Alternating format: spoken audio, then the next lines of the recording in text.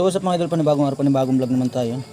May papakabit sa atin ng LCD pero mali yung kanyang na-order na LCD.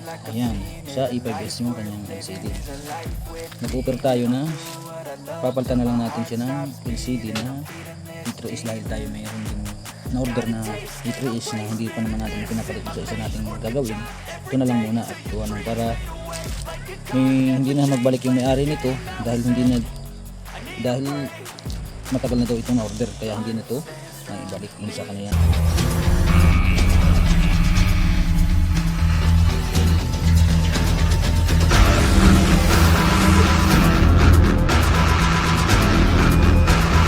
In-orderan. So ayun. Kaya ang gagawin natin ito ay pagpapalitan natin para hindi naman sayang yung kanyang pag-order. Yun. Ipapalitan natin ang LCD outlet sa ating papagawa sa mga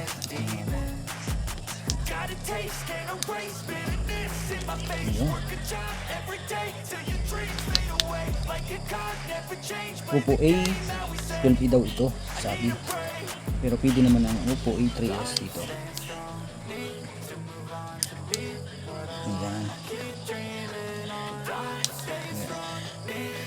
ito natin yan.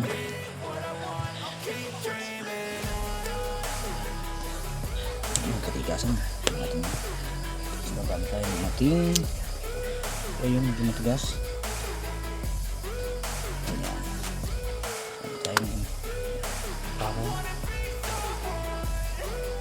gas, bagal na bagal sa tubig ng ating kuko kaya medyo kasi ayan. Akidas.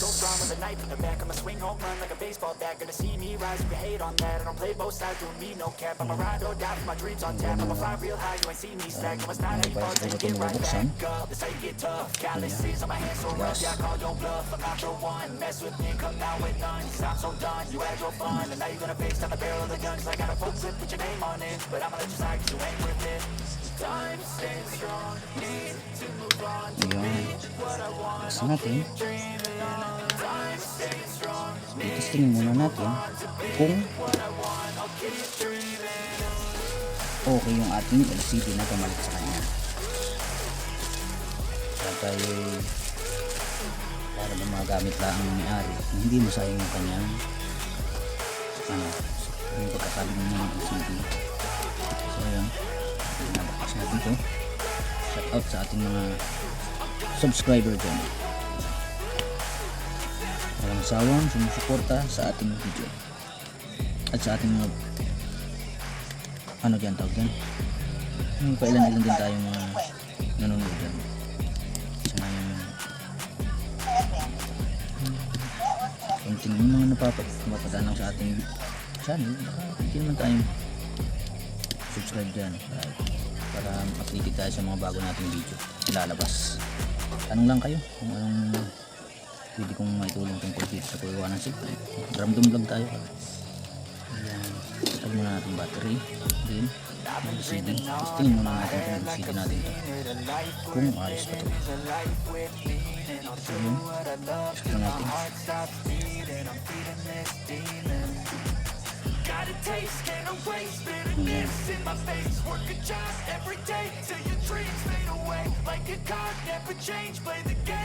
So ayun, super, sugod naman, okay naman. Sa kasunod na yan, ididikit na natin siya. Testing muna natin ang konting oras.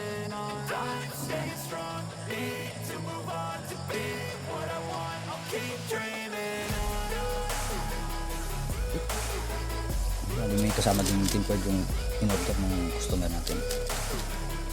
Sayang, ganyan. Natin yung okay naman.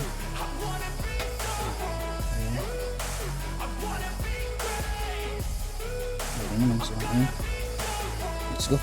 Kita na natin. Kasi mga natin yung battery. Kaya natin yung baklas, yung ID, yung card mo. Samahan natin na konting hila.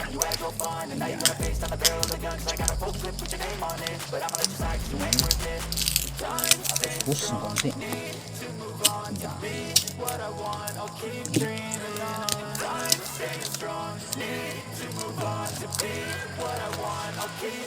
Ito yung gagamitin natin, yung manipis natin, yung baklas ng LCD. Medyo kawang na ng konti, kaya madali lang natin naiangat. Ikira na lang natin siya ng palit na lang. Wala na siya sa libor natin. Mura lang naman tayo manili ng libor. Pinaburan din natin yung modern music.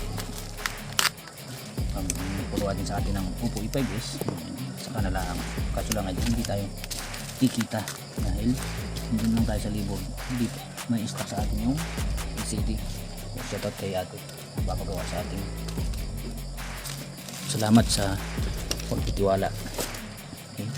Ito, nilinisan natin ito. Ayan, nilinisan natin.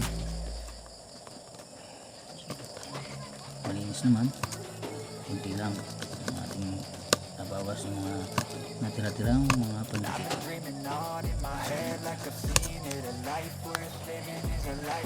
Kasi yun, nilinis na natin. Didikitan na natin siya. Lagyan na natin siya ng pandikit. So yun.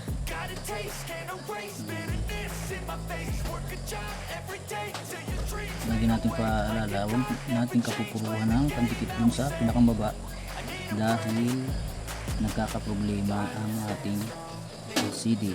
Gawa nang natin yung pinakamplex, maaari siyang maapektuhan. Marami ka na encounter hanggang pinikutin natin ng sobra. Sabi dito sa baba, sa flex, sa pinakamplex, nagluluko yung LCD niya. Minsan pa ang tatouch siya mag-isa. Ayun, di-backlog na naman tayo yan. Kaya sabi ko sa ating mga customer ay hindi na natin dinidikita na masyado yung pinakang baba. Nilalagyan ng masyadong pandikit. Ganun lang, yung mga simpleng tips lang sa ating mga nagsisimula.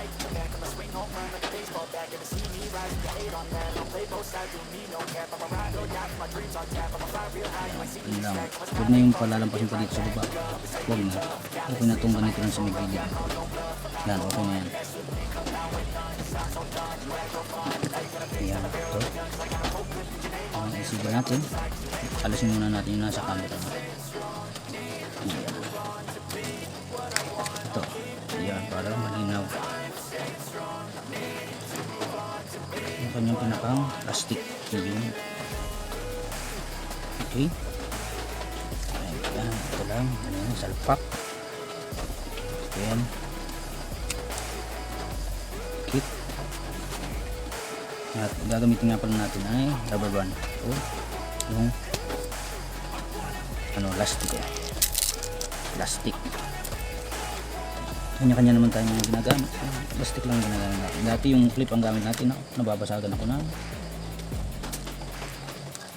pinakang LCD. Kaya plastic ko na lang ating ginagamit. Dito na tayo nasanay sa plastic ko. So ayan. Ayan. Ayan, natin. Ayan. Okay naman ha. Plastic lang gamit natin. Ayan. Balik natin. Ating ito lang. Okay. Na samaan sa mga ganitong plastic, tayo mas naalawanan tayo dito sa paggamit ng plastic. So yung kanya-kanya lang din naman yun. Okay na? Okay na, thank you sa panonood.